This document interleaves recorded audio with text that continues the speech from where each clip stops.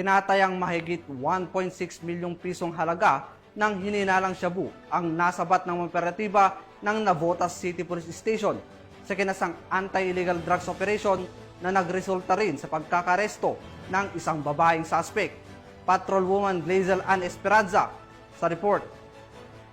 Tagumpay ng aresto ng mga operatiba ng Station Drug Enforcement Unit ng Navotas City Police Station ang isang hinihinalang tulak ng illegal na droga sa isinagawang bypass operation sa barangay San Rafael Village, Navotas City.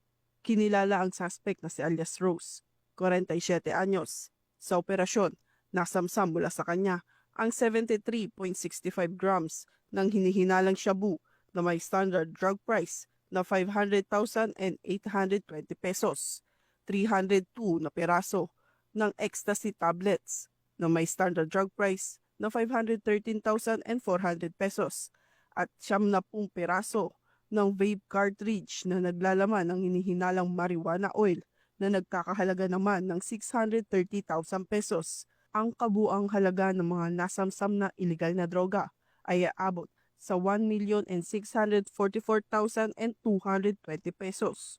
Agad na dinala sa himpilan ng pulisya ang suspect para sa kaukulang dokumentasyon at investigasyon.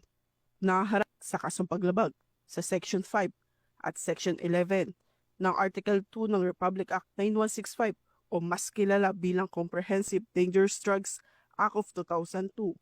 Ang matagumpay na operasyon ay bahagi ng patuloy na kampanya ng pulisya laban sa illegal na droga sa ilalim ng direktiba ng pamunuan ng Northern Police District. Mula rito sa Northern Police District, ako po ang inyong PNN correspondent, Patrolwoman Glazel Ann Esperanza, alagad ng batas, tagataguyod ng Balitang Pulis.